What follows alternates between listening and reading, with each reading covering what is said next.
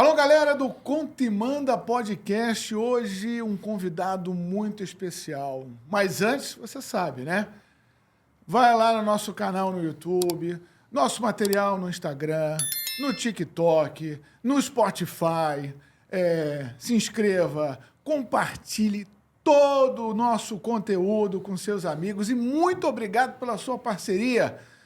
Francisco Aiello, vamos voltar ao nosso convidado. Vamos, mas antes disso, deixa eu dizer o seguinte, esse podcast é feito aqui no Multi Estúdios, com essa estrutura bacana pra caramba, aguinha gelada, cafezinho quente, olha aqui, ó, tem salmão defumado, tem suquinho, tem tudo isso antes, durante e depois da gravação. E normalmente tem medalha olímpica Tem. aqui no Conta e Manda Podcast. Você imagina Carlos Eduardo Éboli, um treinador, chegar pro Messi e falar assim, ô garoto, você é muito desengonçado, desiste esse negócio de futebol que não dá pra você não.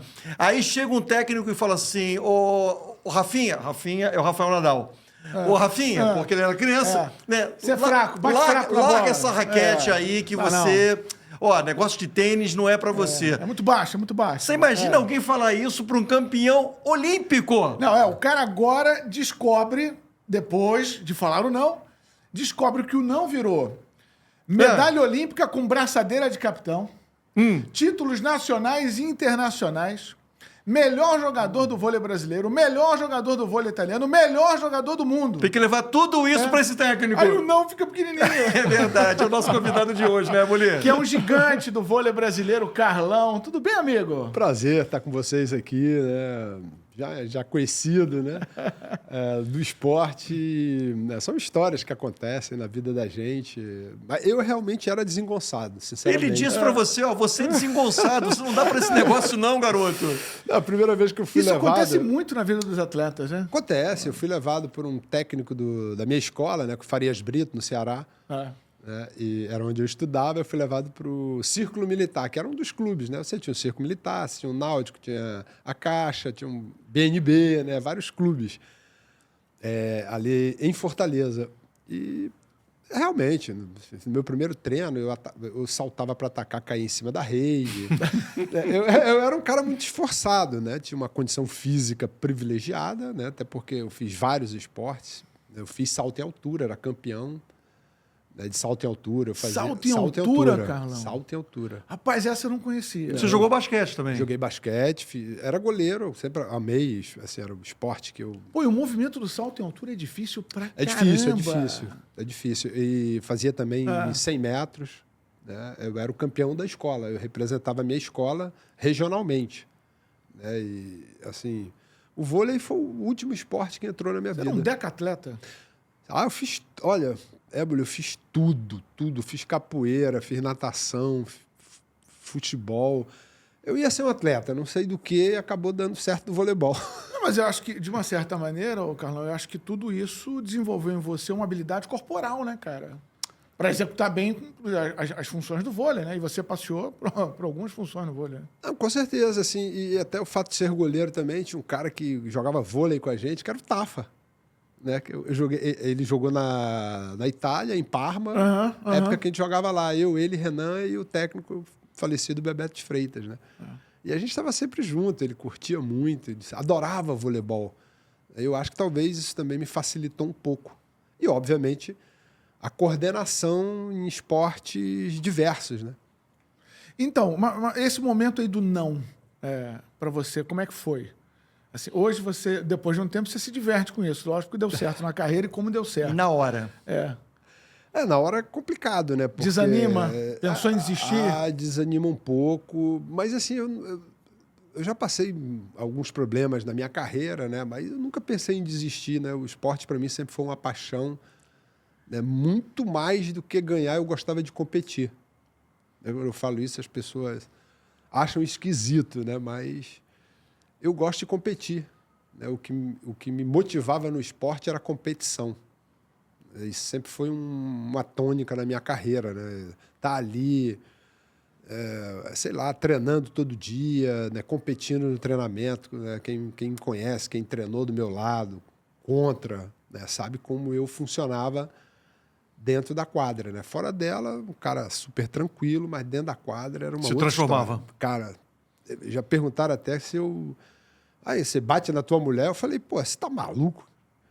Pela forma como eu agia dentro da quadra, né? Se transformava em quadra. Às vezes eu... Porque o Carlão é um cara tranquilo. Fala, Acho que quem me conhece sabe quem disso. conhece sabe que ele é tranquilo, mas era- mas você- é a adrenalina da competição, né? Você se transformava para competir, não era para ganhar, não, era para competir. É, pra competir, eu gostava de Mas quem é derrotar o meu... competitivo quer ganhar, né? Sim, claro. É claro. normal, né? Eu acho que a vitória faz parte de todo um conjunto de coisas, né? Treinamento, concentração, estudo. Enfim, o esporte coletivo, né, foi o esporte que eu escolhi. Mas poderia também ter sido um esporte individual. Sim, você tentou, na adolescência, vários, né? Vários. Você né? falou aí, era quase que um decatleta. Eu competi, fiz atletismo, salto em altura, 100 metros. Eu competia pelo meu colégio, né? Você, foram quantos anos de seleção brasileira? 16 anos. 16 anos de seleção brasileira. Contando com um ano de juvenil. Então, você pegou um momento muito interessante do vôlei brasileiro, que foi o legado deixado pela geração de prata, uma geração que deixou inovações, inclusive, para a própria modalidade. E acho que foi uma geração que deixou algo maior do que a cor da medalha. A medalha de prata não escureceu em nada tudo que aquela geração deixou.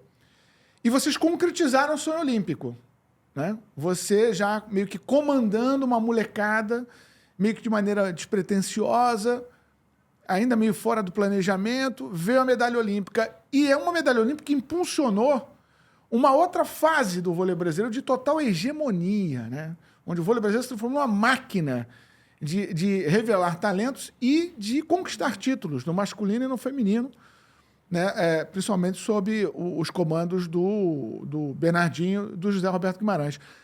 Cara, como é que foi assim, fazer essa interseção entre a geração de prata e a máquina de conquistar títulos, mas impulsionado, logicamente, por essa primeira medalha olímpica em 92, que ninguém esperava. Não vem falar que você esperava conquistar o ouro em 92, porque ninguém esperava. Eu sempre falei que a gente esperava ficar entre os 4 ali, né? Chegar numa semifinal. E realmente foi um prazer muito grande eu ter participado de 3 gerações. Poucos atletas conseguiram fazer o que eu fiz. Né? Participar dessas 3 gerações, né, de forma efetiva. E até da última geração eu ainda recebi Nauber, Giba, Dante, o próprio Ricardinho, enfim, toda aquela... Gustavo, né? Eu estava ali quando eles chegaram na seleção. Né? Um pouco antes, Nauber e Giba, né, que ainda participaram ali um pouco depois de 93, 94. Né, mas eu descobri o voleibol através da geração de prata. Né? E foi uma história bem bacana, porque eu não gostava de vôlei. Né? Aí comecei, quando eu cheguei no Ceará, tinha um pessoal que adorava, e começaram a me convidar para ver ali, né, um pouquinho. Eu comecei a curtir a Olimpíada, e ali eu comecei a despertar, né, em 84, né, em Los Angeles, para o voleibol. Né? Comecei a gostar, né? Vi aquele público, depois que eles conquistaram a medalha de prata. E teve um jogo Brasil e Alemanha Oriental em Fortaleza, no ginásio Paulo Salazar. Né? E eu fui escolhido pela Federação Cearense para catar bola. E aquilo ali, quando eu cheguei, o ginásio lotado, né? O pessoal dando autógrafo, aquela correria, muita gente. Né? Aquilo ali foi um clique que realmente me fez ficar apaixonado pelo voleibol, por esse esporte. Né? E como você falou, eu acho que as pessoas costumam querer comparar. Né? Eu não gosto dessas coisas, né? Nunca gostei, né? Nem de comparar atleta. Né? Assim, esse foi o melhor, esse foi isso, esse foi aquilo. Cada um fez a sua parte, né, em determinado tempo. Né? Eu acho que foram gerações que se complementaram. Inclusive, uma aprendeu com os erros da outra. Né? Isso faz parte. E eu tive assim, o orgulho de acompanhar, né, tudo isso. Já em Barcelona também, já junto comigo tinha o Amauri, que já tinha participado, né, medalhista de prata. Eu assim, Foi uma coisa excepcional, que me ensinou muito. Até o capitão, até ser um capitão, eu tinha o exemplo do William, pô. Né? Sim. Aí o pessoal fala dos levantadores. Não, porque esse foi melhor, porque esse foi isso, esse foi aquilo. Né? Tem um monte de mágico aí que entende de voleibol pra caramba. Eu joguei com todos. Só pra dizer. Você foi um privilegiado, né? Porque foi uma sequência de levantadores fora da curva, né, do Brasil, né? Não, eu joguei... William, Maurício, Ricardinho, só gênio, né? Citar os nomes aqui, assim, eu joguei com o William, né? Joguei com o Maurício, bastante tempo. Joguei com Marcelinho. Né? Joguei com Ricardinho. Joguei com Bruninho. Muita gente, não na seleção, mas eu joguei lá em Florianópolis nos Jogos Estudantis. Tá. Sim. É porque na seleção não. Não, na seleção não. E joguei com outros vários, né? Paulo Roese, joguei com Peter Blanger, o holandês. Joguei com Jeff Stork. Mas é assim, é a minha opinião. Esses 3 fora da curva. Sim. Maurício, William, Ricardinho. Acho que eram 3 gênios.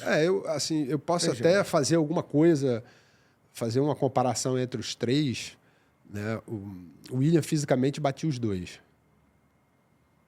Fisicamente, o William era imbatível.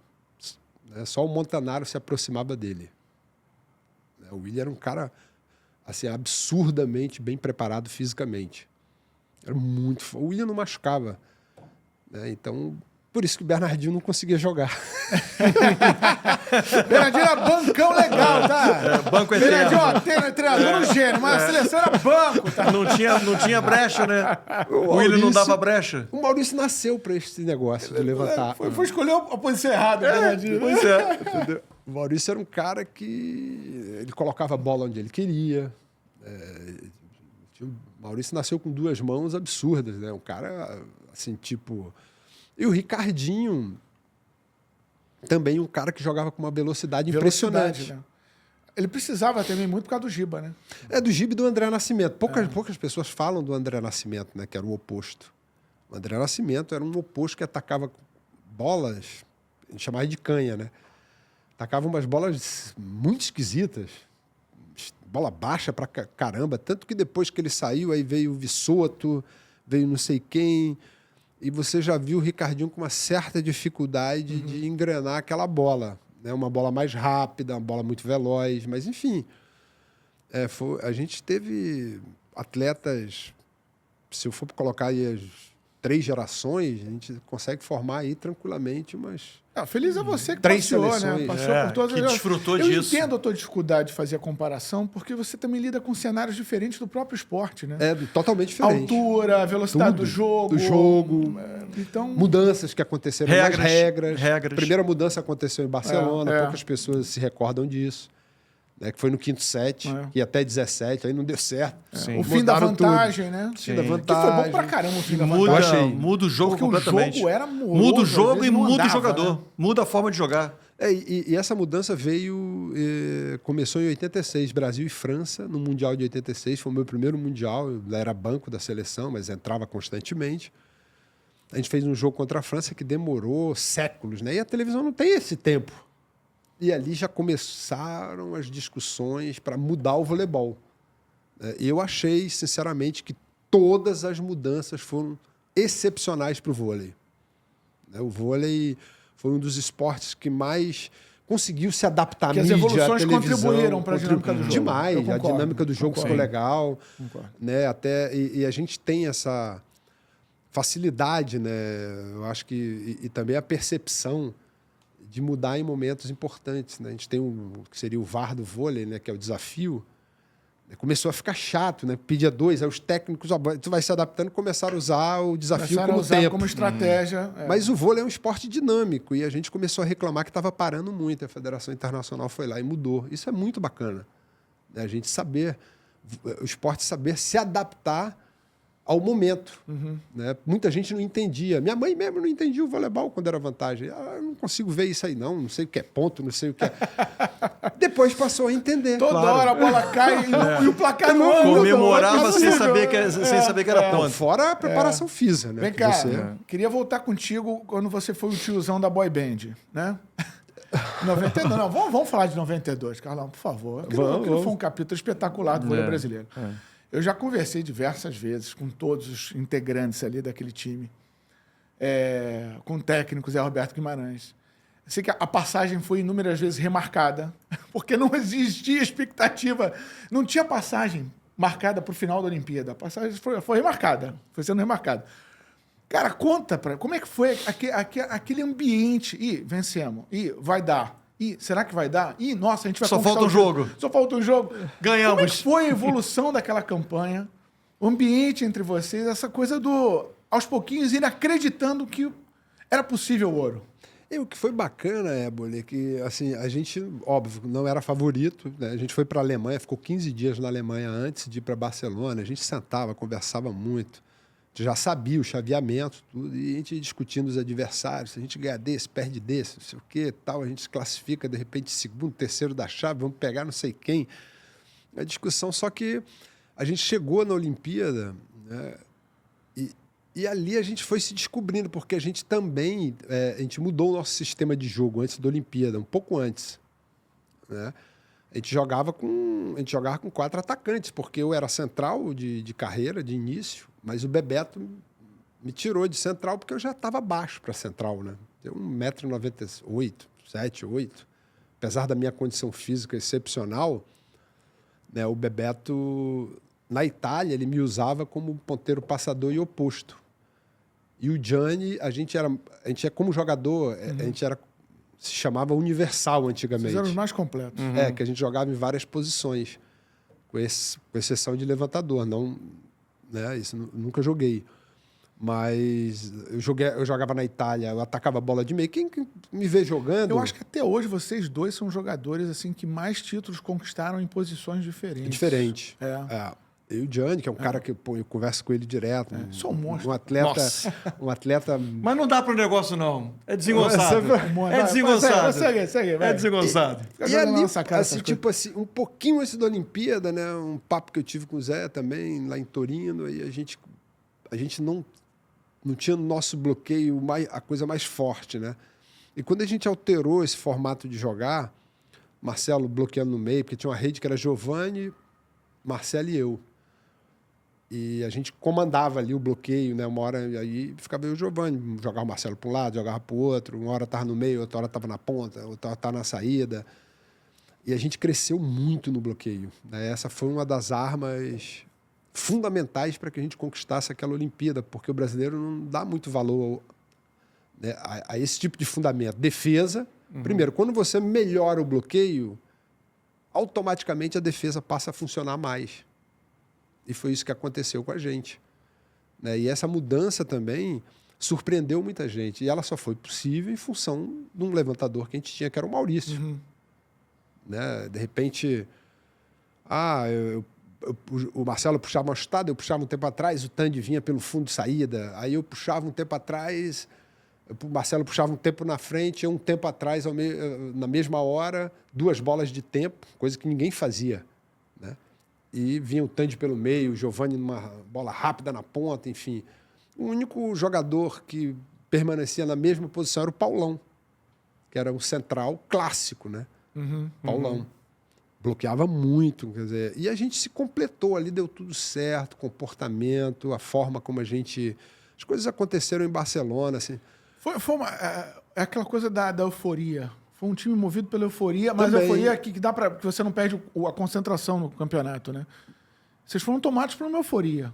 Foi muito assim, e jogadores mais experientes, Pampa, eu, a Mauri, né? A gente estava sempre tentando auxiliar ali uma coisa ou outra para ninguém fugir, né, das coisas que uma Olimpíada normalmente consegue.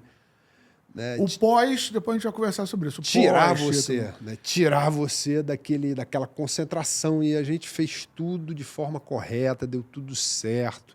Não teve nenhuma indisciplina. Né? A gente fazia tudo no mesmo horário, quando ia para o almoço, todo mundo junto, fazer musculação todo mundo junto, não tinha aquela, uma hora vai, não sei o quê, não. e todo mundo respeitou, assim, foi uma O Zé coisa... Roberto era um técnico jovem também. Até para ter a liderança, pô, não é tão simples, Não é né? simples. Não era o Zé Roberto Guimarães, ele estava começando a carreira. Cara, eu vejo, se for ver a imagem do Zé ainda com cabelo pretinho, novinho, né? É. Acho que foi uma experiência para ele, assim, Sim. eu acredito que maravilhosa, assim.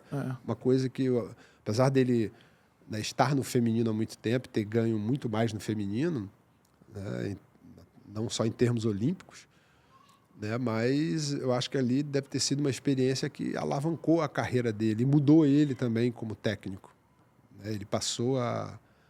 Porque teve o pós depois. Né? Mas só voltando à campanha, o título foi contra os Estados Unidos, né? Não, o título...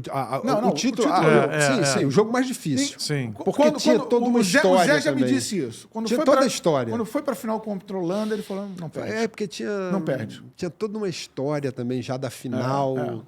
Né? Pelo menos na minha cabeça tinha, né? Não era uma revanche. Mas os Estados Unidos sempre foi um adversário muito difícil pra gente. E continua sendo. Isso continua sendo. Né? Continua sendo. É uma escola de voleibol Baita maravilhosa. Escola, baita escola. Né? Até que pelo agora está trabalho. investindo na liga, que é o que falta, né? O vôlei americano é uma liga forte, né?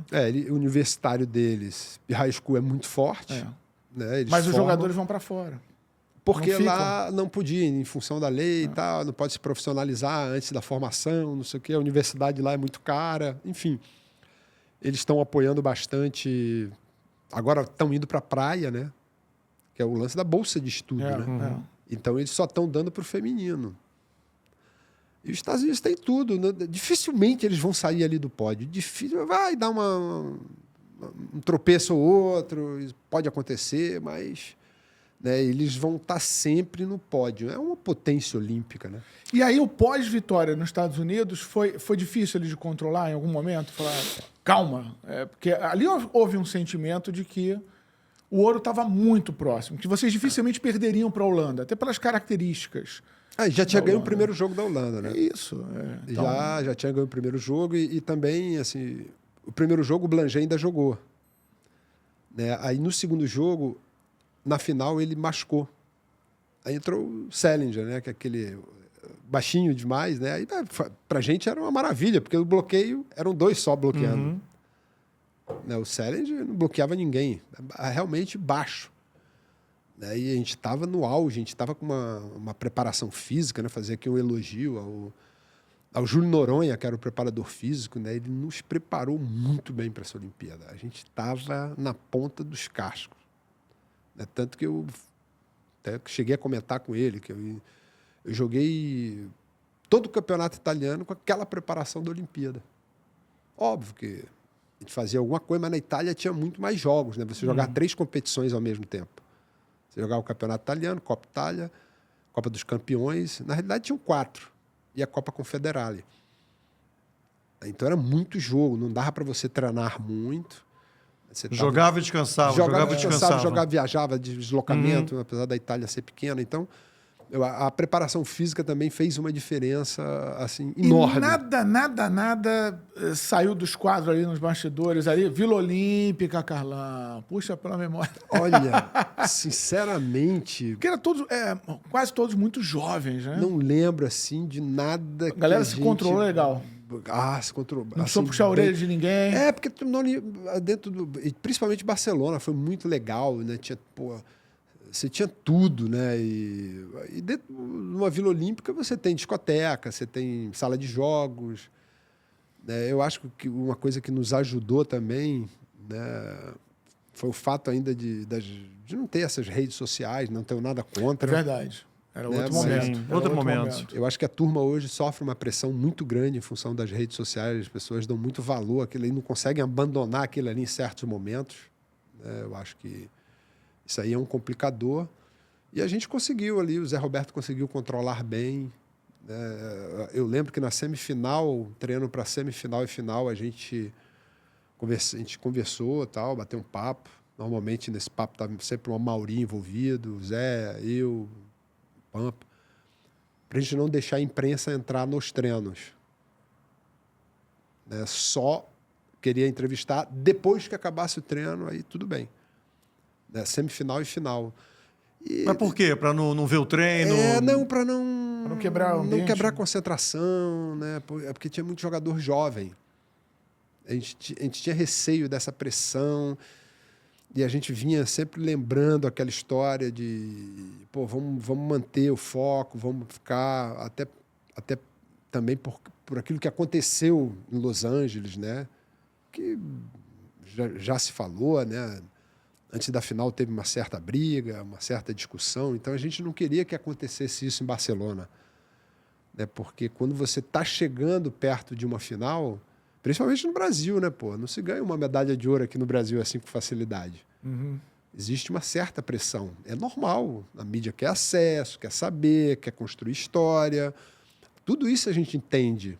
E vocês representavam uma grande história. Uma grande história. E foi assim, pô, uma coisa maravilhosa, né? Eu acho que assim, só quem participou, né, que tem ideia daquilo, até às vezes é difícil a gente contar, né, do sentimento daquilo que Então, aconteceu. era isso que eu queria saber, Carlão, porque todo mundo sabe que o Brasil é o país do futebol, né? Isso e de repente, quer dizer, quando eu falo de repente, já a partir do meados ali dos anos 80 e sobretudo com a Prata em 84, o vôlei começa a ter essa visibilidade, começa a ganhar essa visibilidade, despertar a atenção do torcedor brasileiro. Eu não vou dizer que dividir a atenção do torcedor brasileiro, que o futebol continua sendo, né, e acho que será eternamente essa grande paixão do torcedor brasileiro. Mas o vôlei, ele acabou atraindo muito da atenção. E como é que era, então, assim, lidar com esse apelo popular? Não vou nem falar de assédio, vou falar de não poder sair na rua e não é só ser assediado, por exemplo, né, pelo público feminino, não, por qualquer um. Autógrafo, foto, entrevista. Como é que foi, de repente, começar a ser um popstar no mundo do país do futebol? Rapaz, foi muito difícil, viu? Eu sempre fui um cara, assim, não é muito fechado, né? Eu gostava de me concentrar nas coisas, no treino. Só que quando a gente chegou, né, de Barcelona, acho que talvez ninguém tinha ideia do que poderia acontecer, né? Eu mesmo, para mim, ganhou, tudo legal, pô, mídia falando, bacana. Só que a gente estava muito tempo fora, eu queria ver minha família, né? A gente estava mais de 40 e tantos dias fora.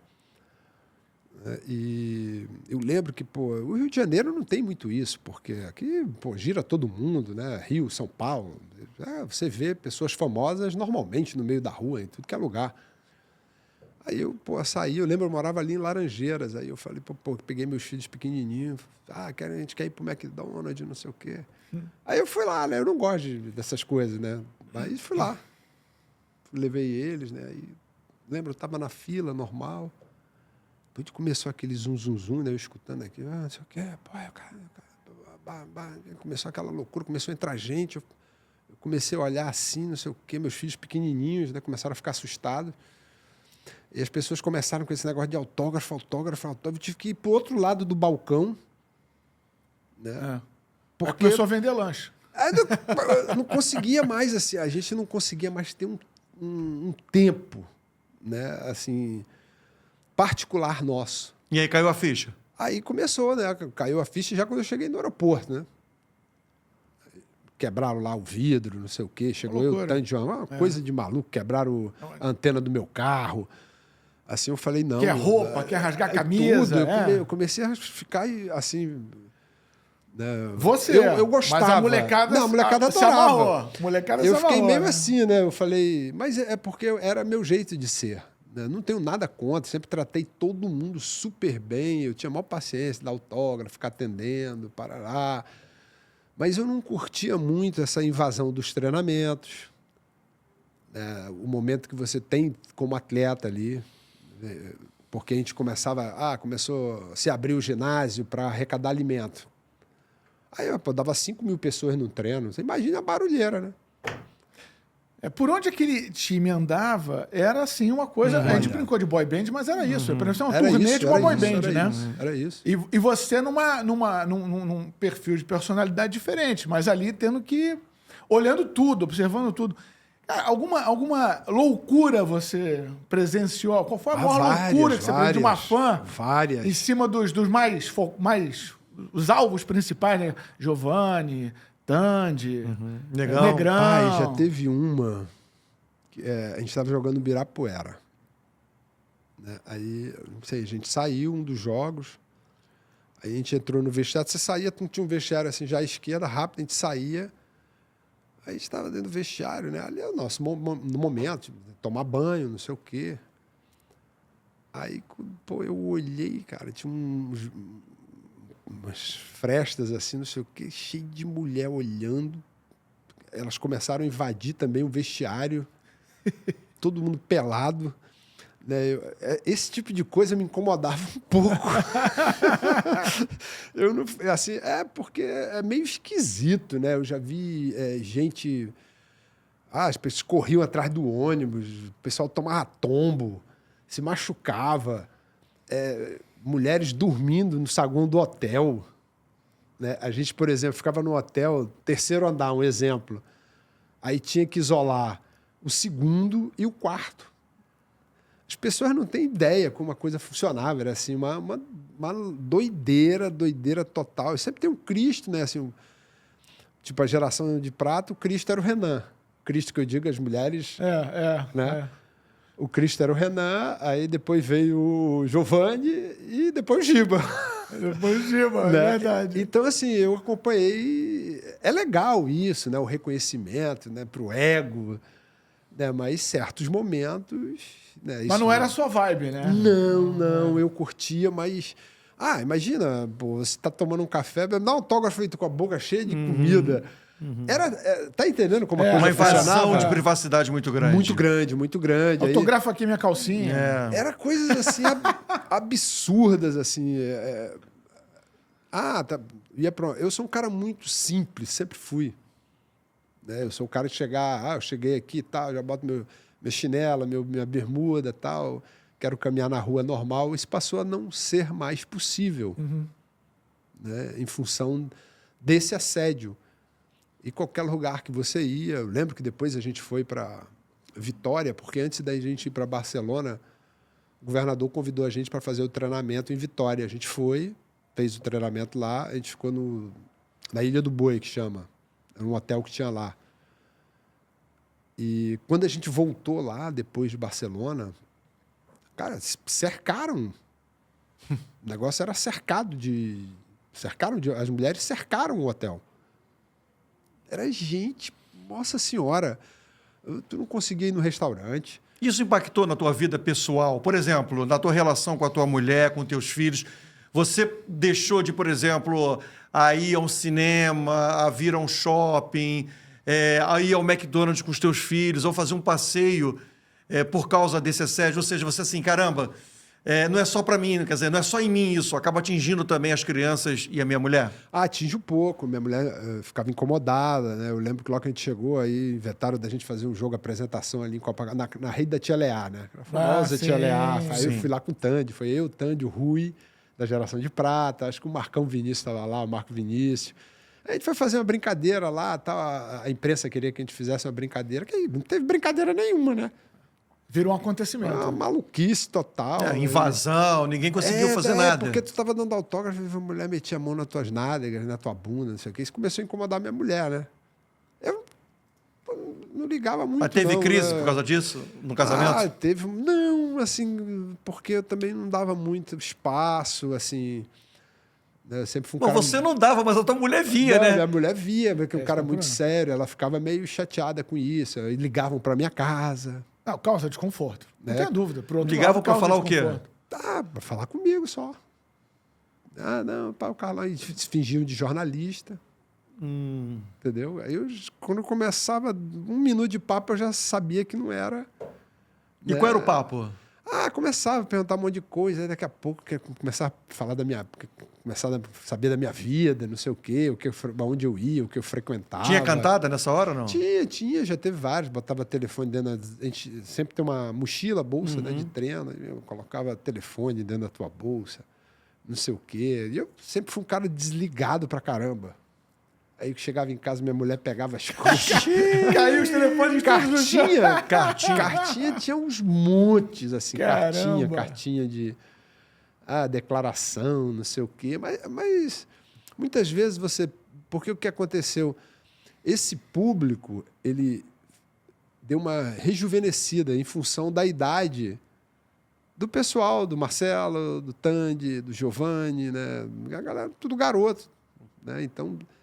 A garotada tinha meninas de 13 anos, 14 anos, 15 anos. Menor, né, de idade. Menor de idade, né? Os pais levavam. Até hoje é engraçado que a gente Era ambiente de encontra... boy band mesmo. Sim, Era a gente impressionante. encontra algumas mulheres, né? Com vários eventos que eu vou fazer, elas levam os almos. Ó, aqui eu com 13 anos, aqui eu com 15 anos. Ela já e com tal. filho, que pequeno. Esses caras aqui foram falando pros Ó, filhos, botei né? telefone na sua cueca. Não, mas assim é bacana, entendeu? Assim, as mães hoje, né, falando. Pô, Eu filho, queria que ele fosse o seu papai. não chega a ter 3 filhos.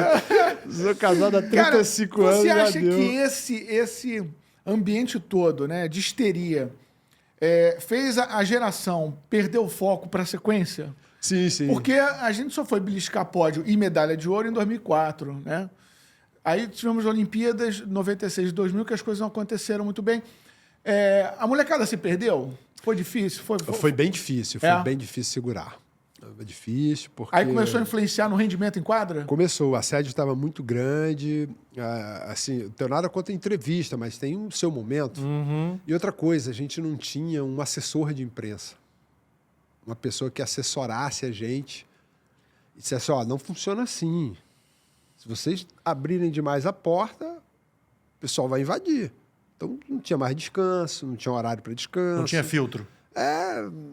Acho que faltou a gente... Não sei se a época ainda não acontecia muito isso no Brasil, né? Mas faltou a gente uma assessoria melhor, até da carreira em si. Porque foi curioso, porque foi uma geração que, longe da maturidade, conquistou a medalha de ouro e no auge da maturidade, não entregou. A gente conquistou mais em 93, era uma geração que poderia pelo menos ter feito mais... Não digo ter ganho mais uma Olimpíada, poderia sim, mas pelo menos chegar numa final, ganhar mais uma medalha de bronze. Não sustentou um protagonismo. A gente não conseguiu sustentar aquela pressão. Isso. E nós tivemos vários problemas com isso. Né? Eu acho que não é problema nenhum falar sobre isso, porque eu acredito que eram jogadores jovens, né? Isso afetou todo mundo de uma certa forma, né? Porque a maioria foi elevada a um patamar que não estava acostumado. Isso, o futebol, é normal acontecer isso. É normal um jogador com 18, 19, 20 anos viver esse estrelato e, obviamente... começa a ganhar muita grana, Sim. começa muita mulher em cima, muito não sei o quê, muito assédio. Aí, A vaidade começou a falar mais alto? teve muita vaidade, começou, né? Eu acho que entre a gente mesmo começou a disputa, né? Mas... Que tipo de disputa? Disputa, quem é o melhor, quem é o mais assediado, quem é o mais... Grita o nome desse mais, essas besteiradas, né? Que para mim isso tudo era uma besteirada. O importante, como é que você mantém as coisas? Com resultado. Como é que você mantém o resultado? Com treinamento. Uhum. Não existe fórmula mágica. Né? E aconteceu de uma forma que a gente não conseguiu controlar. Né? Faltou um certo controle, mas eu também entendo. Né? Pela juventude, pela forma como aconteceu. Né? Acho que o importante é a gente ficar com uma lembrança assim, super positiva. Né? Eu tive vários problemas em relação a isso, problemas assim de me indispor em função disso. Se dispor com colega? colegas ou com superiores ali da me gestão? dispor mesmo, né? Eu cheguei em certo momento, em alguns momentos, me indispor com o Zé Roberto, né? Porque tinha coisas que eu não concordava, né? Então a gente tinha que manter um padrão, né? Ganhamos, maravilha, passou, a gente tem que aproveitar, mas daqui para frente é outra coisa. É continuar os treinamentos. Eu aprendi muito isso na Itália. Na Itália tu é muito cobrado. Eu joguei com atletas, pô... Você foi pro auge... Do auge da Itália. Da Itália. Né? Meu time, eu joguei com o Gianni, joguei com o Renan, Marco Bratti, Gravina. Estou falando do meu time, Blanger, do outro lado. Kirali, Timons, Vulo, Giovanni. A Liga Italiana era um Treviso, absurdo, né? aí você Era um fala de absurdo a Liga Bernardi, Italiana. Toffoli, Quiroga, que era da Argentina.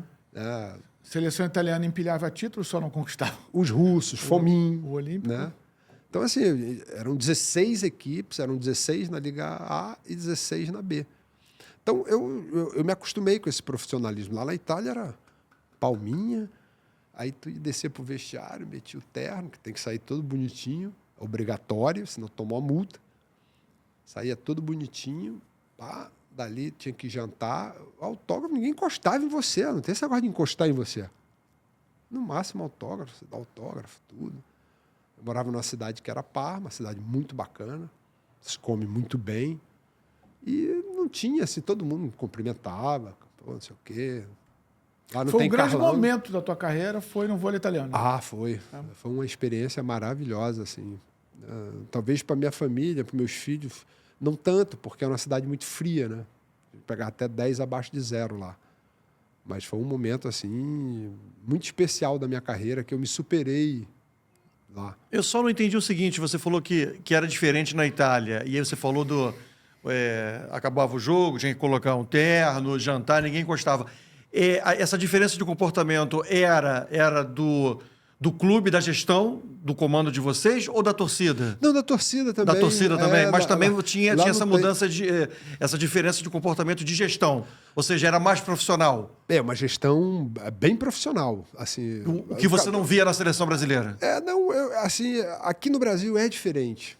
A gente é um povo mais junto, assim. Não estou dizendo que é ruim, não. Sim, é característica. É característica nossa mesmo. A gente é mais próximo, né? Aí você fala, a Itália parece, mais ou menos. Não é tanto assim, não.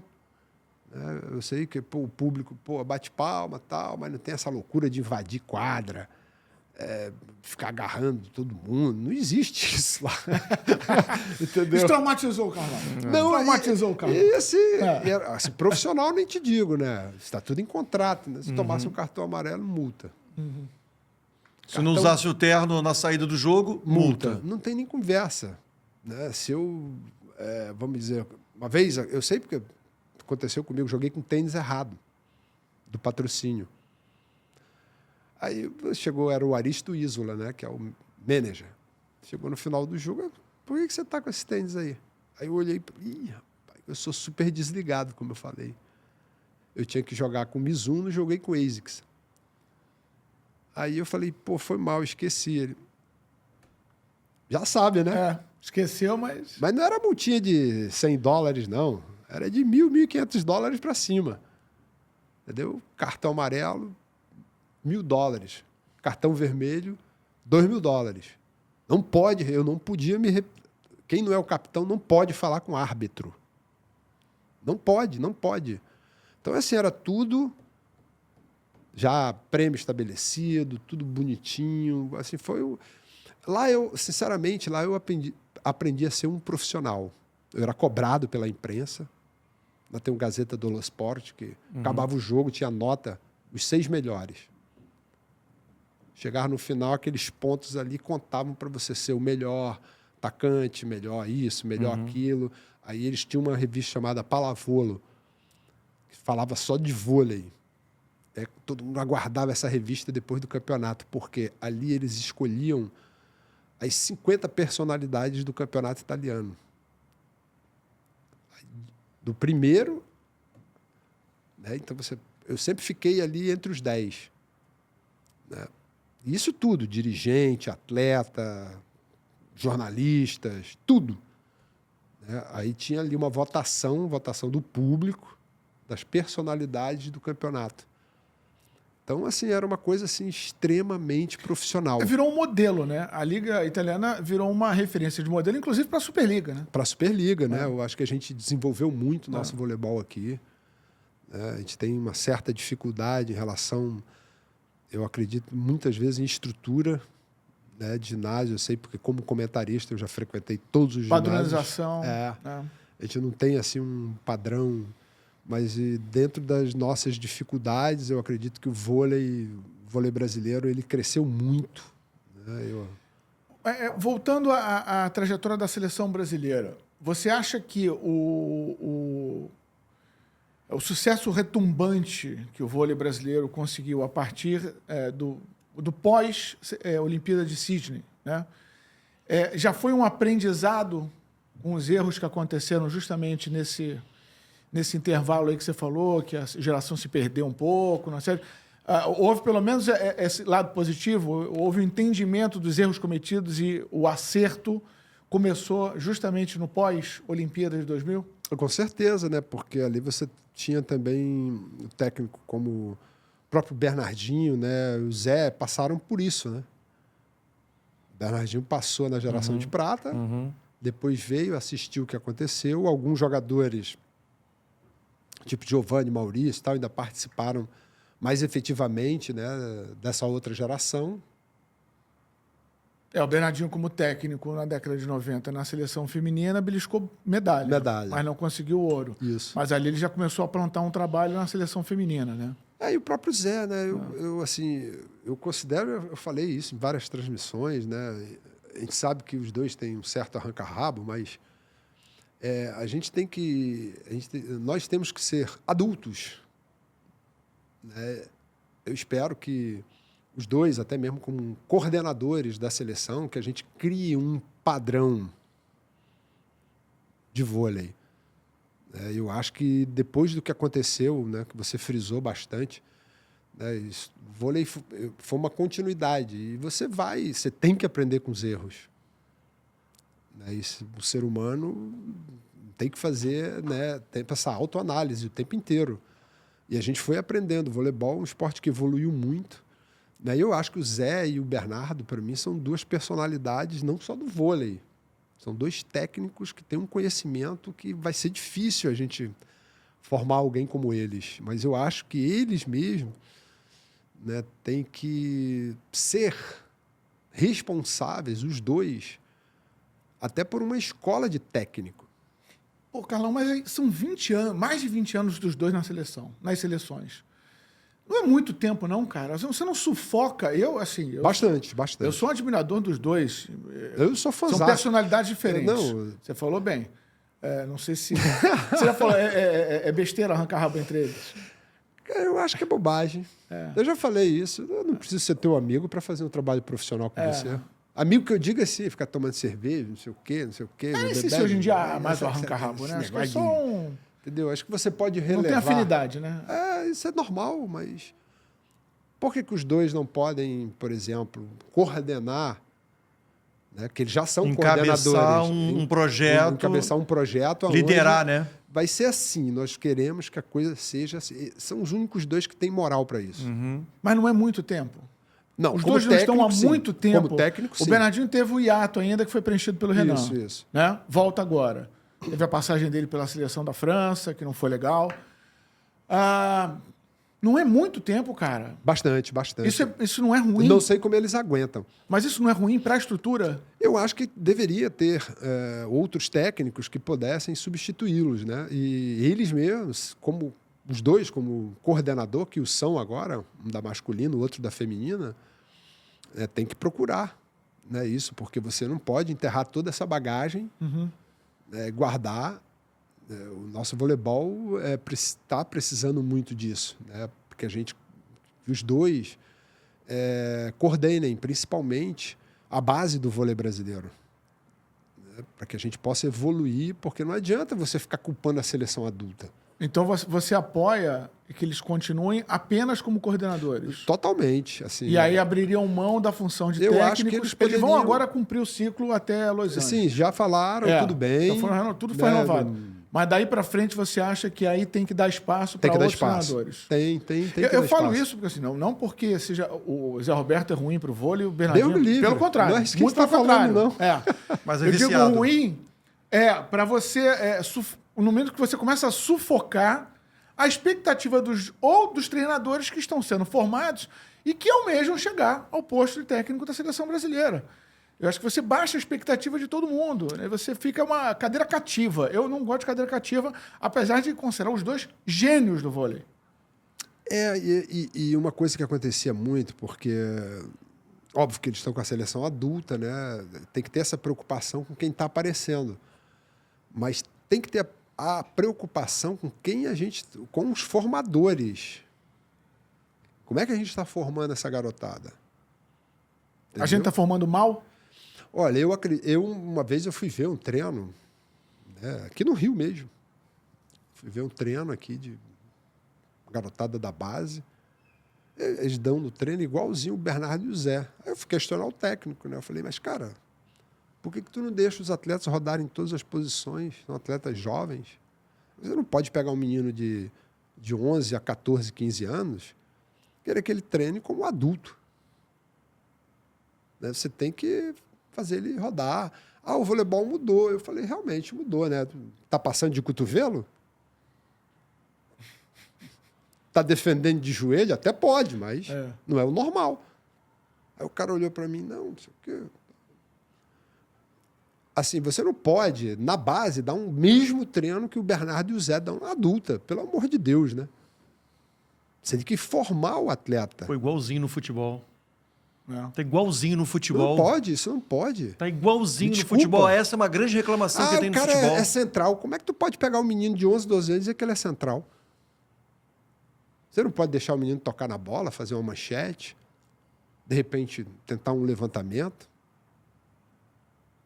né? E ficar observando aos poucos a característica, deixar ele jogar. Eu sei que existem, né? E, de certa forma, você tem que incentivar esses torneios pelo Brasil. Eu acho que a CBV tem um grande trabalho em relação a isso, mas eu acho que a CBV não é responsável pelos clubes. Me desculpa. A CBV para você é seleção. E base de seleção. A responsabilidade é com a formação. Você não pode pegar um atleta, né, o Zé, o Bernardo, estou falando de adulto, tu não pode pegar um atleta adulto, chega lá, não sabe dar um toque, não sabe fazer uma manchete. Eu, como comentarista, vi isso várias vezes no nosso torneio, no nosso campeonato. O cara não tem o discernimento de analisar uma bola, se ele vai levantar de manchete, de toque. O cara entra para dar um toque, numa bola importante, ele dá 2 toques. Eu fiz vários comentários, aí o cara já vai entender errado, já acha que eu estou criticando os técnicos, e realmente estou.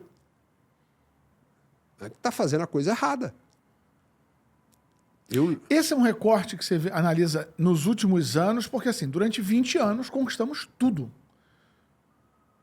Tudo durante 20 anos. Né?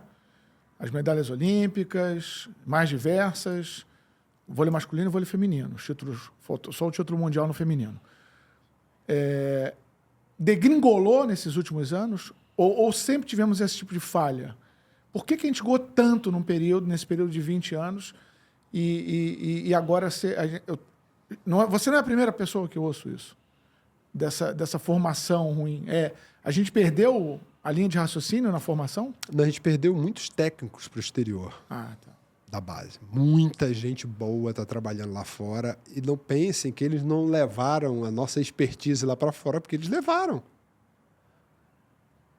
Você pega o Marco Lerbach, que trabalhou durante anos nas categorias de base, ele está no Japão hoje. Pelo menos estava, né? Está no Japão, tem outros que estão em Portugal, tem outros que foram não sei para onde. A praia aconteceu a mesma coisa. Eles pegaram o nosso projeto e levaram lá para fora. A gente montou um projeto interessante. Talvez o único erro que eu achei na praia de você fazer aquele esquema de seleção foi você tentar fazer isso no adulto. Você não muda a cabeça. Óbvio que você muda dependendo do adulto, né? Se ele tiver a compreensão e a aceitação. Por que eu joguei em várias posições? Por que eu comecei a jogar com 18 anos e consegui chegar na seleção depois de 2 anos? Porque eu aceitei muita coisa. Se foi boa, ruim, não interessa.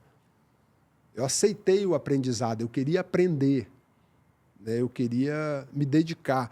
Aí as pessoas perguntam, Mas você gostava de mudar de posição? Pô, às vezes não. Mas o importante, quando eu fui para a seleção, que a gente formou, que a gente fez aquele formato ali de Barcelona, eu fui o melhor jogador italiano, jogando em outra posição.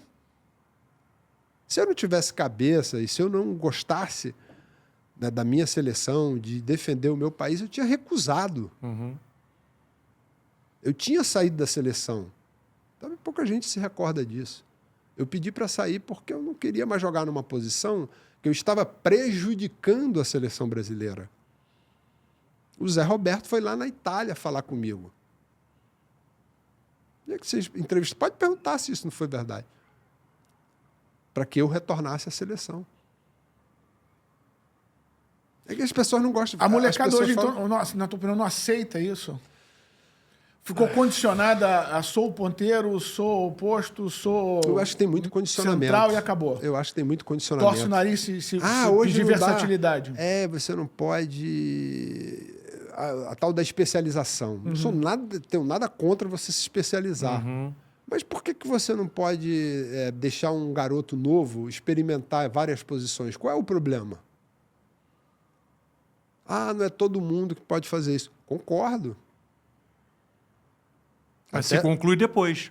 Até mesmo em 92, depois de Barcelona, a gente começou uma discussão para ver quem... A gente sentou numa mesa uma vez, num jogo, não sei onde foi, até Campo Grande. Acho que eu lembrei. Aí começou uma briga de quem estava atacando mais, de quem estava atacando menos. Porque meu pai, não sei o quê.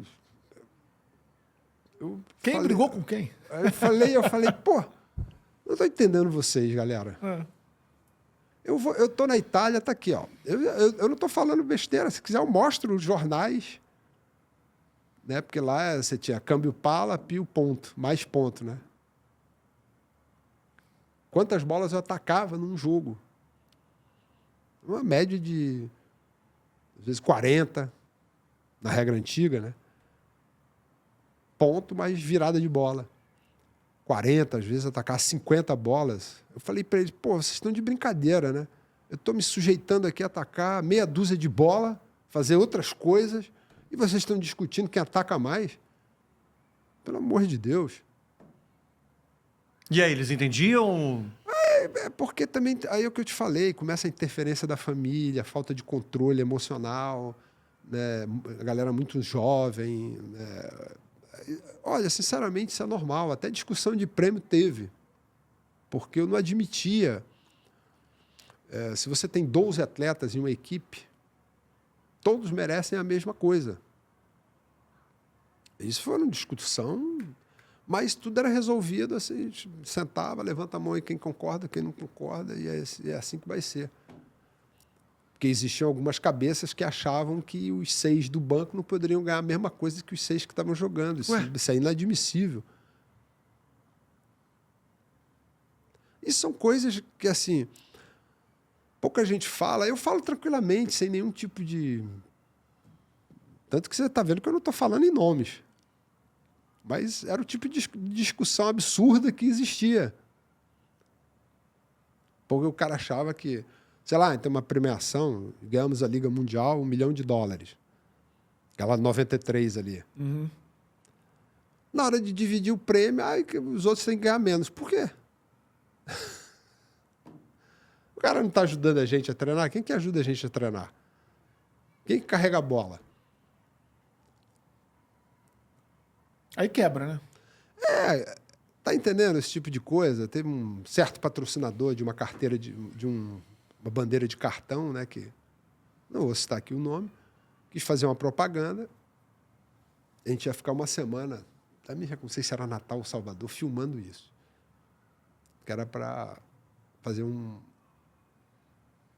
takezinho, enfim, um comercial desse cartão. Aí reuniu todo mundo na sala, não sei o quê. Eles me chamam, eu era um empatador. Né? Mas tudo isso eu falava para não quebrar a corrente da equipe, né? Aí chamaram só os 6. Aí eu levantei a mão. A gente joga sozinho? Não, mas por que... Não, tudo bem. Vamos fazer os 6. Qual é a grana? Cada um vai ganhar tanto. Tá, essa grana vai ser dividida pelos 12. Ah, mas vão vários, álbum de figurinha. Aí não tinha sei o quê. gente que torcia o nariz. Falou, não. Tá empatando aí, cara. Eu Carlão. entendo tudo isso. Acho que ninguém pode deixar de ganhar sua grana. Mas no momento que você fala de equipe, de seleção, são situações importantes. E aí começa a perder. Que aí você começa a perder um pouco o fio da meada. Mas isso aconteceu em todas as gerações. Todas elas. Aconteceu também com o Bernardinho, entendeu? Acontece. Quando você fala de dinheiro, é uma coisa complicada. Então, como é a forma que você mantém o grupo? É beneficiando todos, igualitariamente. O Bernardinho sempre teve, né, essa questão da personalidade questionada, né? Assim, que funcionou muito. Falei, um recorte de 20 anos, um recorte espetacular para o vôlei masculino brasileiro, empilhando todos os títulos, uma hegemonia absurda, mas também causando alguns desafetos, assim, né, pelo estilo. É complicado. Você não foi treinado pelo Bernardinho. Não, mas, logicamente, que conhece bem ali o ambiente, né? O Bernardinho causava muito desconforto causa muito desconforto. Hoje ele está mais low profile, né? Eu acho que assim, era a forma dele dentro da quadra. Os dois, Zé e Bernardo, têm uma característica diferente. Não que o Zé seja mais tranquilo, não. Não, viu? não é, não. Mas é a se chegada enganam. diferente, né? É a chegada diferente, é exatamente isso. Né? E eu não acho que ele fez errado, não, o Bernardinho. Inclusive... Tem a briga clássica, Bernardinho e Ricardinho, né? Eu te digo uma coisa...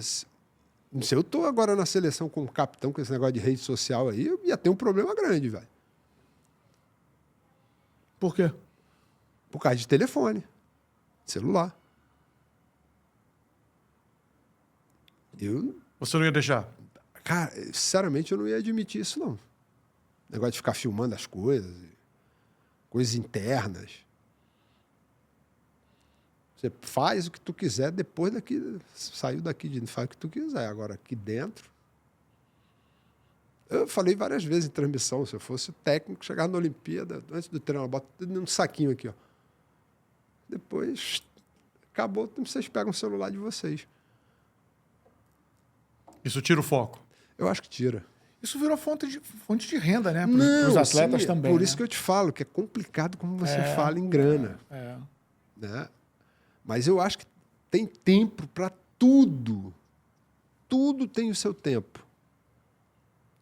Dá para você coordenar isso com um bom assessor de imprensa, com uma pessoa que possa, né, represar isso tudo e, ao mesmo tempo, você não deixar de ganhar a tua grana. Mas como é que vai ganhar grana se paga melhor, se você ganha mais, se você tem mais visualização, se você tem mais engajamento, se você mostra lá dentro do vestiário, você, por exemplo, comendo um sanduíche e bebendo um suco depois de um jogo? Quer dizer, que tá invadindo esse ambiente que você diz que você não ia permitir. Como é que faz para manter isso vivo, o negócio vivo, e não ter esse ambiente? Quebrar o vestiário sagrado. Né? Como é que faz, Carlão? Não, eu acho que, como eu falei para você, tudo tem o seu tempo. Tem pessoas que gostam e tem pessoas que não gostam disso. E você tem que respeitar. O cara tá comendo ali, não gosta de ser filmado. Porque hoje em dia, né, você tem que ter cuidado com o que você filma. Sem dúvida. Às vezes o cara está falando alguma coisa que não é para sair ali. E quando você está naquele ambiente, saem coisas que não é. O bicho pega. Eu não vou falar coisa assim. Eu falei algumas coisas aqui, mas não falei nem a metade de coisas que eu já presenciei. Brigas, discussões. Vias de fato? Já. Briga mesmo? Soco e pontapé? Não, de se separar e tudo, né? Mas na seleção ou em clube? Em clube, em seleção. Discussões ásperas. Que faz parte, eu acho que isso não tem nenhum problema. Não vou deixar de falar com você porque eu discuti com você no momento, de você estar um pouco mais esquentado, entendeu? Mas eu acho que são coisas que acontecem, principalmente no alto rendimento. Você disputa espaço o tempo inteiro. É muito competitivo, né? As pessoas falam de família. Pessoal, pelo amor de Deus. Você tem ali 18 jogadores buscando um lugar. Ninguém vai ficar batendo um no outro. Pelo menos é assim que eu vejo. Ninguém nem passar a perna em ninguém, também. Mas a disputa ela é intensa, é treino a treino, jogo a jogo. E quanto maior o nível, maior, mais intensa essa disputa, né? Mais difícil é o espaço. Né? Mais difícil é o espaço teu ali dentro. Né? Como o Bernardinho pegou, a nossa formação ela foi tão intensa que ela explodiu, vamos dizer assim, depois de 2000. Era tanto jogador que era difícil até... Ou eu estou enganado? Maurício não ficou no banco para o Ricardinho? Sim.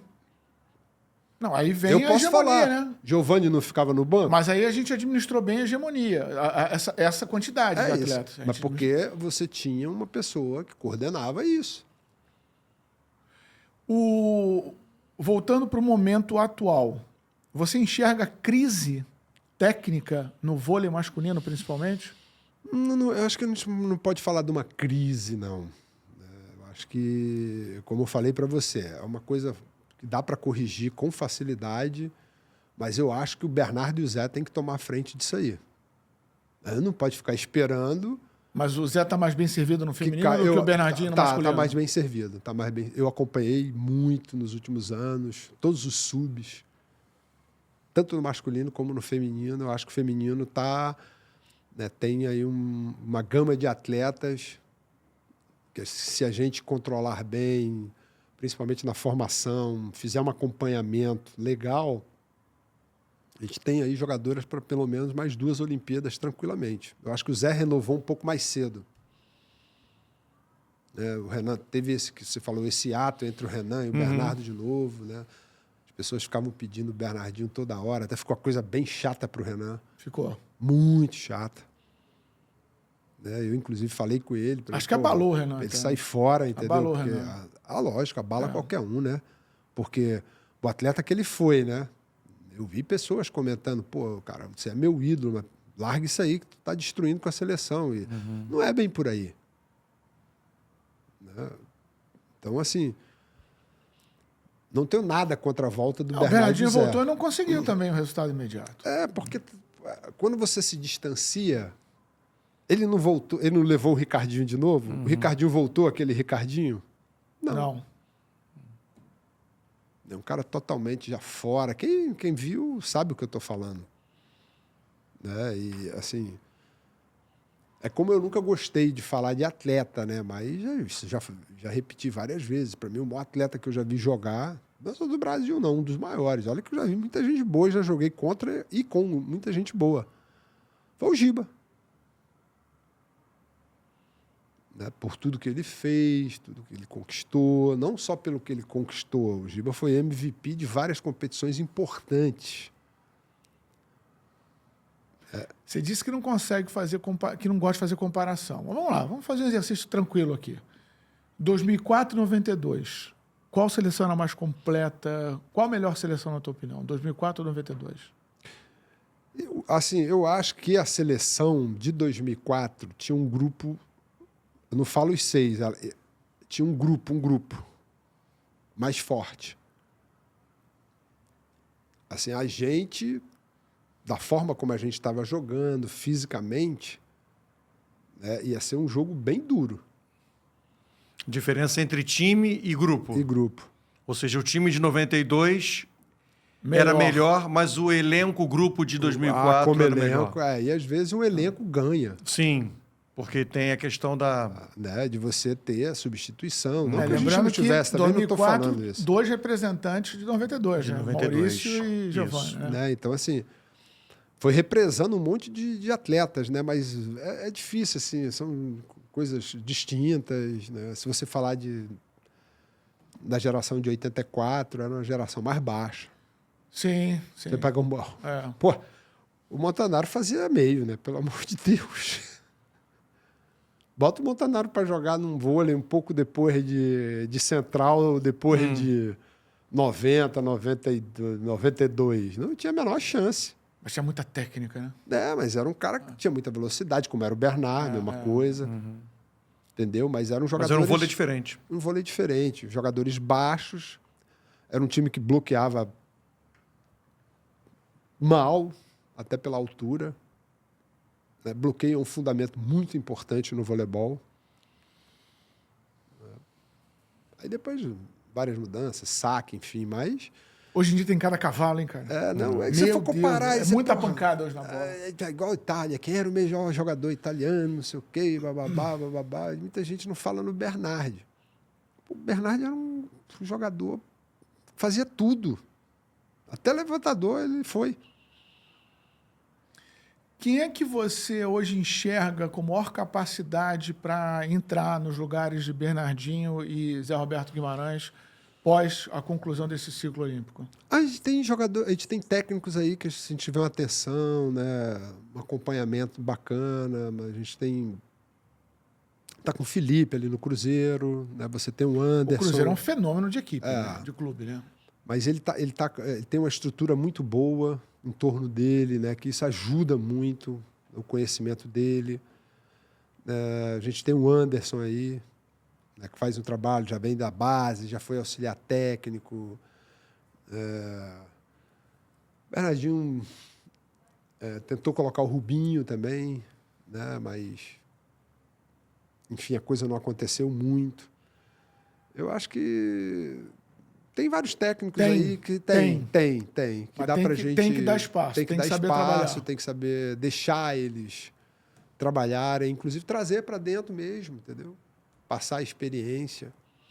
Que às vezes é difícil. Eu sempre cobrei isso muito. Por exemplo, o Zé e o Bernardo não têm um livro, cara.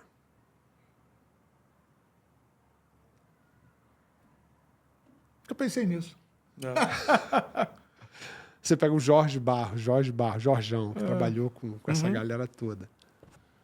O Jorjão tinha um livro técnico, pô, explicando um monte de coisa. Vamos fazer assim, vamos fazer não tem tempo para escrever, vamos fazer cara. assado, vamos fazer... Bota outra pessoa para escrever, cara. Entendeu? Chama o Évole para escrever. Já tem o Bernardinho, é um átomo, olha, eu não sei se é falta de tempo, não. Eu tô falando, não é um livro da história deles. Sim, um livro técnico. Um livro técnico. Sim. Um livro técnico. Uma entendeu? cartilha. Se você pegar, por exemplo, jogador americano, pode ver que eles têm mais ou menos todos a mesma característica. Isso se chama escola. Pô, mas padrão. a gente não tem uma escola brasileira de jogar vôlei? A gente tem uma escola de jogar vôlei. Mas a gente se perdeu nesse padrão aí. A escola meio zoneada. A gente se perdeu um pouquinho no padrão. A gente mantém em cima o padrão. Mantém o talento, mas perdeu um pouco da... Porque, olha, no auge, técnica, né? no auge da nossa hegemonia, brotava a delegação estrangeira no CT de Saquarema para aprender. Eu vi. Aí pode ter certeza que eles aprenderam com a gente. Agora, ó, se você aprenderam e ficaram melhores. Se você pegar, por exemplo, né, eu citei o vôlei de praia, né? O vôlei de praia, quem domina hoje é a Europa. Aí você bota os Estados Unidos ali, que sempre vai... No feminino, então, agora começou a dar bolsa, vai chover. País que não tem praia, que não tem sol, praia, não tem nada. Pô, quem que tá areia ganhando? artificial. Aí tu fala, os dois loirinhos lá, pô... Da Suécia, não sei o quê. Caramba. Os caras jogam pra caramba. Pô, você os se amarra caras em vôlei de praia, né, cara? Eu gosto muito. Você teve uma passagem bacana, né? Curta, mas bacana, né? Eu joguei 2 anos, mas eu sempre gostei muito do vôlei de praia. Você meio que também deu um pontapé, foi um responsável por dar um pontapé inicial, né? Nessa onda do vôlei de praia brasileiro, né? Eu gostei. Quando você teve ali a influência dos jogadores de quadra, indo pra praia... E aí, aos pouquinhos... Eles já jogavam, né? Montanaro jogou, Renan, tinha aquele... É um mundial que jogava aqui. Isso. Bem bacana, Copacabana, com o D'Artagnan lá, tocando a corneta dele. Uma época veio o Pat Powers, veio o Kira, ele veio jogar aqui. Vocês foram importantes para dar visibilidade. Depois, o vôlei de praia criou uma escola própria com jogadores raízes, né, de vôlei de praia. Hoje em dia, os jogadores são exclusivos de praia, né? No feminino, a Jaqueline também foi muito responsável por isso, né? De sair da quadra para. Você tem um cara que é raiz, que jogou só vôlei de praia mesmo, veio do vôlei de praia, Ricardo. O Ricardo é um cara. Ricardo é praia raiz, né? Campeoníssimo, um cara raiz mesmo. Mas o vôlei de praia, né, a gente precisa alterar algumas coisas, né? Até mesmo na formação também. A base está passando pelo mesmo problema. É. Mesmo problema. Né? A gente já tinha sido alertado sobre isso. Os próprios jogadores, né? O Alisson alertou. Mamute, campeão olímpico, alertou sobre isso. Falou, pô, a gente está parando. Cadê? Ele alertou sobre isso. A gente está parando, não vai ter mais Emanuel, não vai ter mais Ricardo, não vai ter mais Alisson, e aí vai, né? É. Não vai ter mais Bruno Schmidt. A gente entrou no bolo hoje, o vôlei de praia brasileiro Tá no hoje bolo, está no bolo. tá no bolo, Não tá se no destaca bolo. mais. Olha, eu Tem acho momentos. que o feminino com conquistou certeza. ouro agora. O feminino, assim... A Duda que joga demais. Até mesmo quando eu cheguei a fazer esse comentário, né? Porque eu fiz muito vôlei de praia no Sport TV, né? E chegou a época que eu comentei sobre isso, né? Quando a Ana Patrícia estava com a Rebeca e a Duda com a Ágata. Aí eu cheguei a fazer um comentário, porque eu acompanho as meninas desde a base, a Duda e a Ana Patrícia. Acompanho mesmo, eu vi os torneios. Você já visualizava as duas juntas? Já, eu falei isso. Não foi uma vez no Sport TV, não. É. Aí não sei quem, mas elas não se dão bem. Eu falei, como é que é? Não se dão o quê? E precisa se dar bem para jogar junto? Tem a CBV, tem o Comitê Olímpico, tem os patrocinadores. Vê, chamaram as duas, colocaram lá num sistema que eu acho super legal, que é o Praia Clube, que também vai fazer do masculino agora, já estou sabendo, querem chamar o Jorge para lá, com mais um outro atleta, para formar um time olímpico no feminino e o time olímpico no masculino. Espero que o Minas entre nessa, porque é muito importante você dar uma estrutura para o atleta. Não é só o dinheiro, tem que ter estrutura. Daí você colocar fazer eles vivenciarem uma estrutura, porque a praia tem esse lance de liberdade, né? Mas pega a estrutura da Noruega, do Anders Mol Soren, por exemplo, né? Que é os Vikings. Aí você acompanha os suecos lá, os dois loirinhos. Os caras revolucionaram o vôlei de praia, a maneira como eles jogam. Cara, mas na dupla é um casamento, né? Não, eu acho não que você tem que a gente se não dar teve bem. um recorte recente de uma dança de cadeiras muito grande, não? Muita troca de dupla, isso aí não dá uma quebrada no... No masculino prejudicou muito. né, cara? Muito. Teve muita troca em cima da hora. E o vôlei de praia tem essa coisa. Eu considero o vôlei de praia um esporte individual, com características coletivas. Né? Não dá pra brigar. A dupla não pode brigar. Sim. Se brigar, como é que vai fazer? Mas às vezes não é nem a briga, né? Às vezes cada um pensa de uma forma. Incompatibilidade. Isso.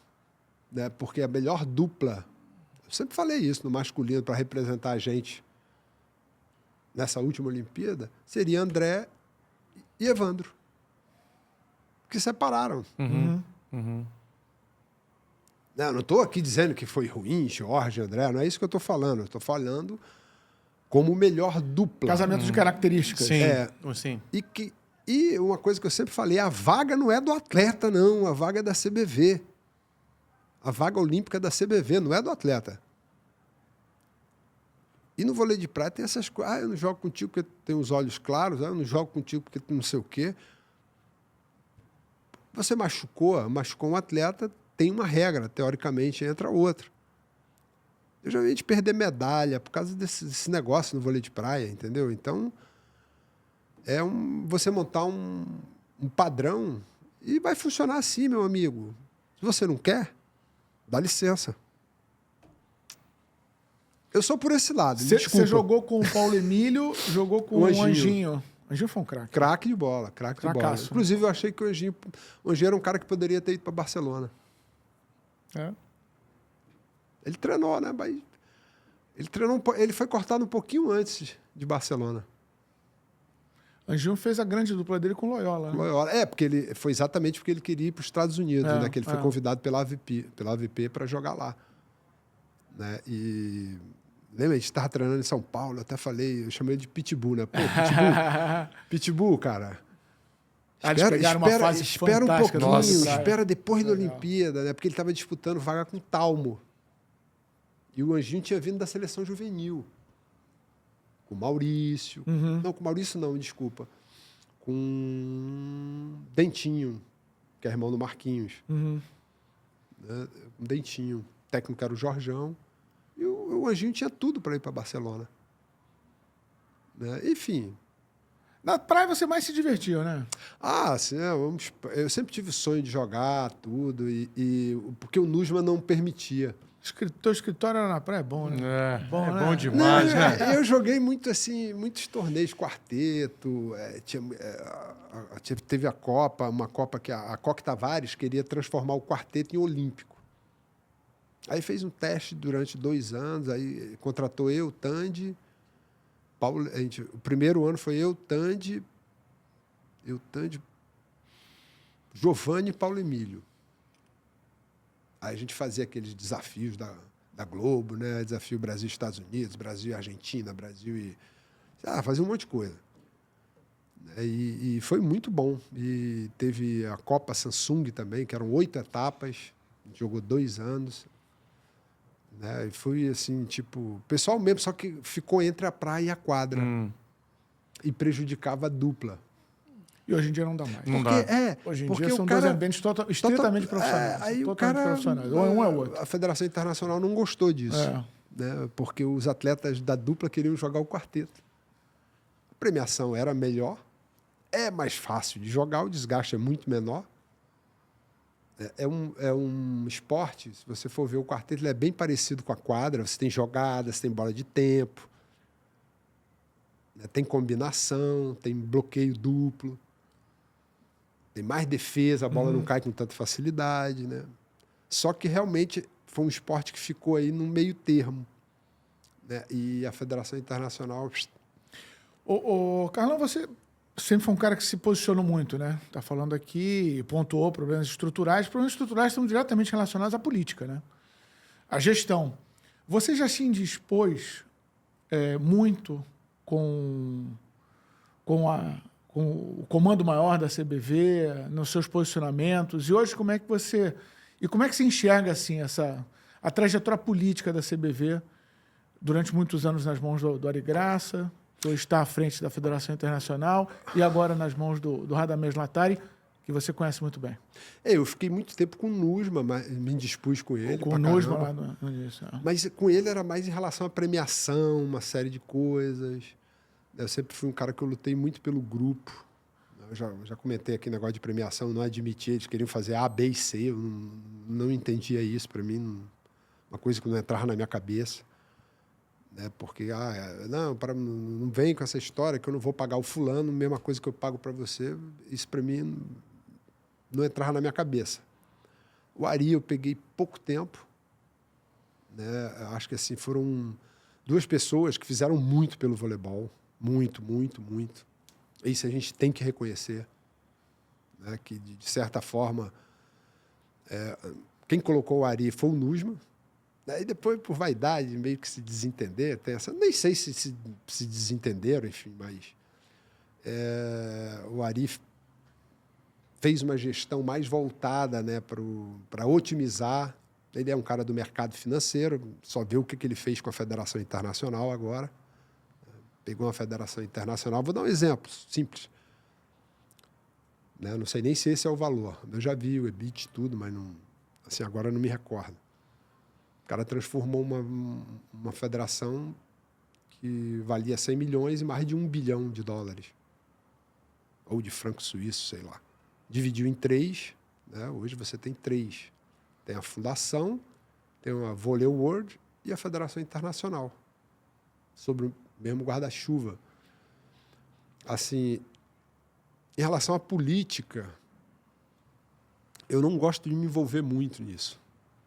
Né? Até porque eu acho que sou como você, eu acho que as mudanças elas são têm necessárias. que ser constantes, são necessárias para que você não forme currais. Você fica 20, 30 anos à frente de uma federação, você acaba, né? Mesmo que você não queira, centraliza, né? Você centraliza muito. Por exemplo, o Nusma era um cara extremamente centralizador. Mas era um cara que, eu sinceramente gostava do pulso firme dele. Certas coisas não aconteciam com ele. Porque ele não tinha a menor cerimônia em tirar qualquer um. Agora, cada um age de uma maneira.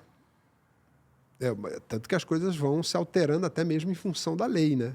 As leis do esporte vêm se alterando, né? Essa cobrança do cara não repetir, né? De não se tornar presidente, senão vai trocando um pelo outro, vai ficar a mesma coisa, né, cara? Mas os atletas hoje falam mais, quer dizer, você acha que tem uma participação maior, ou deveriam falar mais, comparando com a tua época? Essa coisa de levantar o braço e levantar questões importantes para a categoria. Eu acho que estão começando a participar mais. Que é uma crítica que tem muito no futebol, né? Muito. Que é a falta muito. do omissão, jogo coletivo. silêncio. Porque muitos, não vou dizer que compactuam com certas coisas.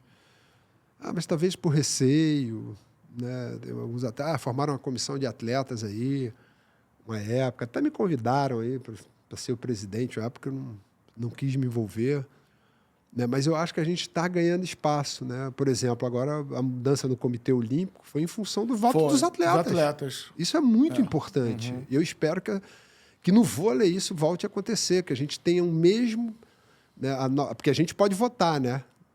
Atleta olímpico, eu voto. Vou lá e voto, tudo, a gente escolhe. Né? Mas eu acho que o atleta tinha que ter o mesmo peso de um presidente de federação. Por que o atleta tem que ter o peso diferente? Na votação. E com isso a gente vai conseguir mudar. Sem muito estresse, sem brigas. Né? Eu acho que aconteceu isso no Comitê Olímpico agora, que eu achei muito positivo, achei super bacana, porque faz parte da democracia. Né? Os atletas terem voz mais ativa, não só através de críticas, mas através do voto mesmo. De escolha, né? De fazer escolha. De escolher. De opinar, de se posicionar. Como vocês falaram, no futebol isso ainda não... Né? Sim. Você defende apenas uma reeleição? Sim. Eu acho importante. Porque, a partir da segunda, não, aí já tem que trocar. Bolis, se o cargo máximo do nosso país, vamos dizer assim, presidente, é uma eleição, é reeleição, não é? Sim. Por que um presidente de federação ou confederação vai ficar 20, 30 anos? Porque isso foi quase uma regra nas principais confederações brasileiras, né? Durante muitos anos. Né? Um senador, a mesma coisa. O NUSMA foram 22 anos no NUSMA do Brasil. Né? Quantos anos não foram do Coraci não, mas o cara está fazendo bem, não sei o quê. Não me interessa se ele está fazendo bem. No grego, no basquete. São 8 anos e coloca uma outra pessoa. Vamos testar. Se não prestar, tira-se. Se ele cumprir os 4 anos. Não é assim que a gente faz, pelo menos nas nossas eleições, para qualquer cargo político nosso no Brasil. O cargo máximo são 8 anos. Verdade. Pois senão vai ficar ali. Quem está no poder detém o recurso e detém a força de persuasão. O uso da máquina. E você usa mesmo, usa mesmo. Claro que usa. Né? Então, para não ter problema, para não te dar essa chance... Para não possibilitar isso. Você fica 4 anos, depois mais 4. Sim. Passo. Acabou, meu amigo. É tempo suficiente para fazer alguma coisa boa, Tempo suficiente.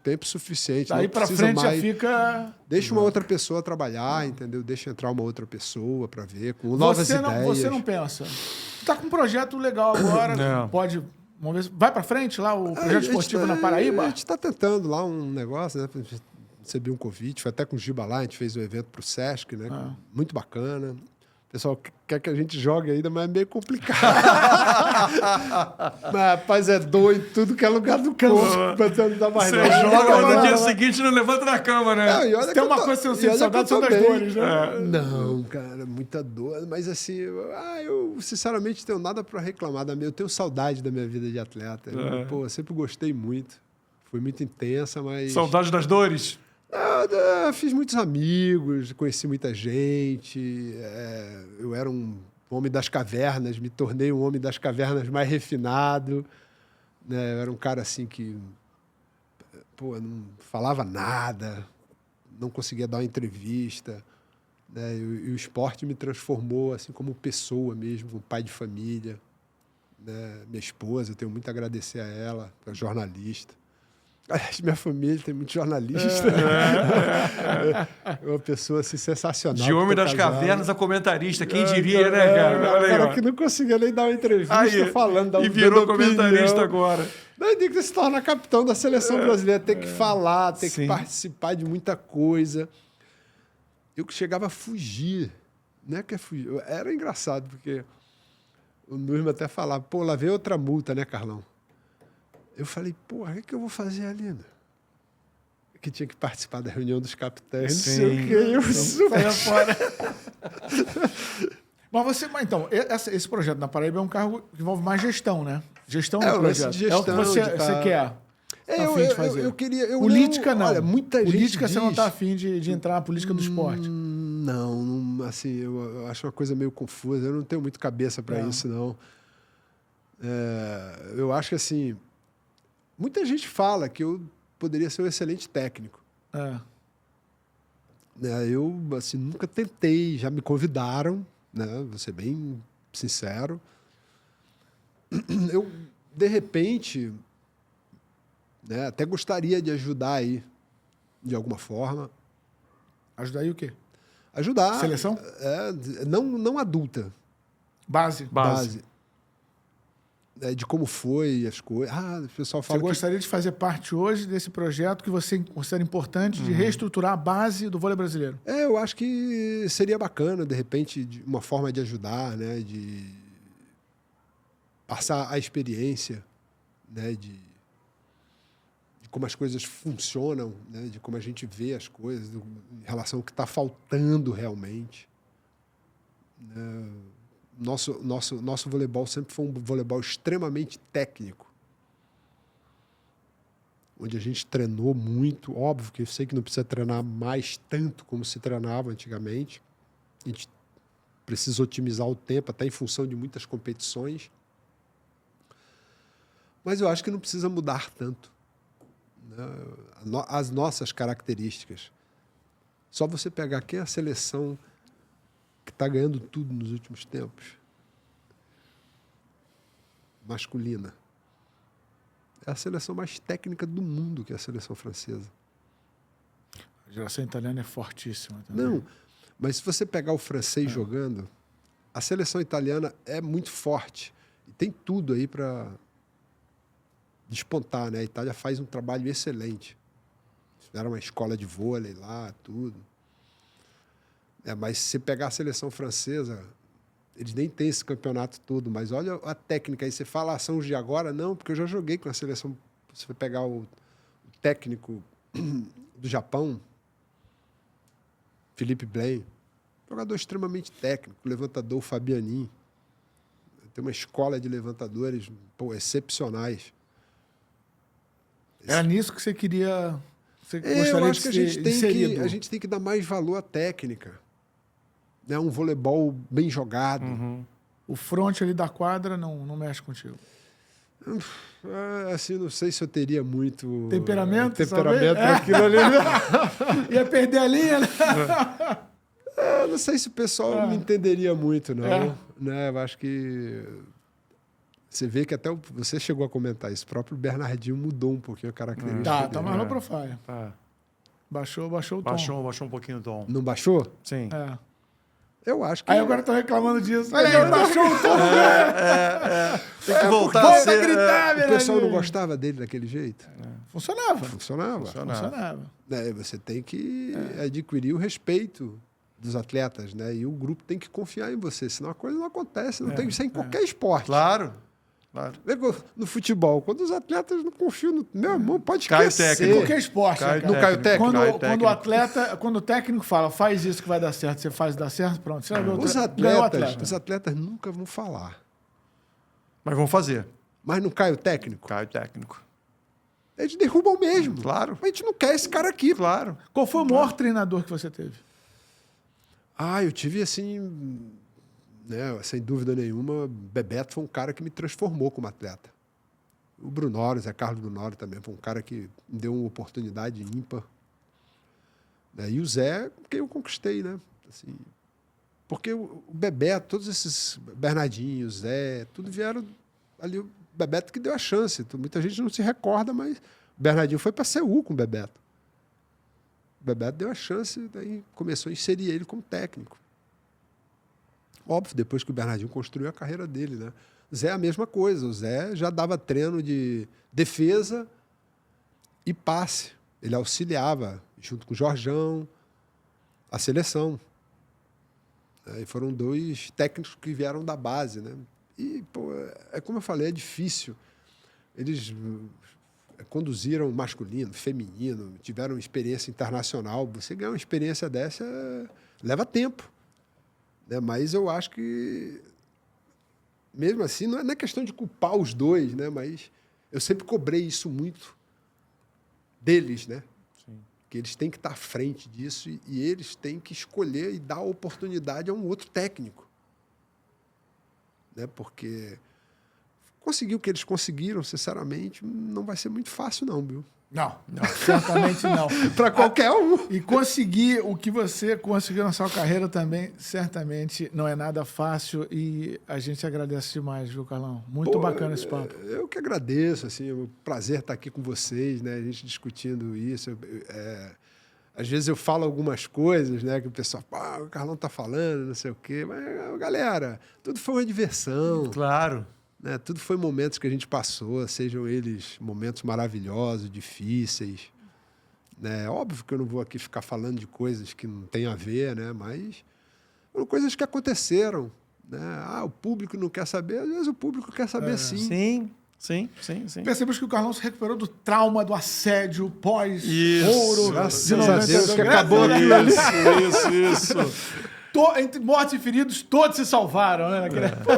Uma vez eu lembro que eu fui comprar uma cachaça para tomar uma caipirinha. O cara perguntou se atleta bebia. Eu falei, eu também sou filho de Deus, pô. Não bebo pra caramba, mas uma caipirinha eu posso tomar. Mas umazinha, né, cara?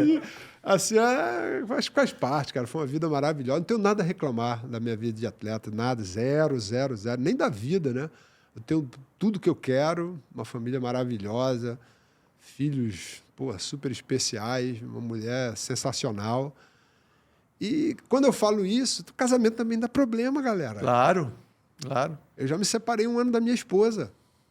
Não porque eu quis, ela que quis. Ainda mais quando encontra bilhetinho na cueca, né, cara? Aguentar esse mala aqui não é fácil, não. Mas, isso acontece em toda relação. Sim. E as pessoas têm que tentar. A relação interpessoal. Tentar querer construir. Entre amigos, entre família, entre colegas, né, num ambiente profissional. Normal. Eu fiz muita gente, pessoas que eu não gostava, hoje eu, desde que é de outra maneira, me desentendi. Né? Uma pessoa que vocês falaram de dirigentes, né, tal.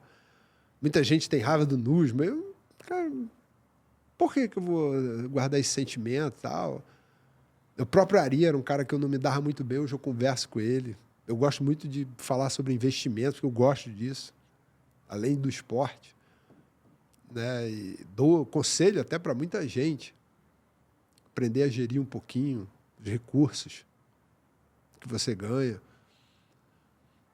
Tudo faz parte, né, de uma experiência que você passa pela vida. E, eu não tenho nada assim que eu possa reclamar.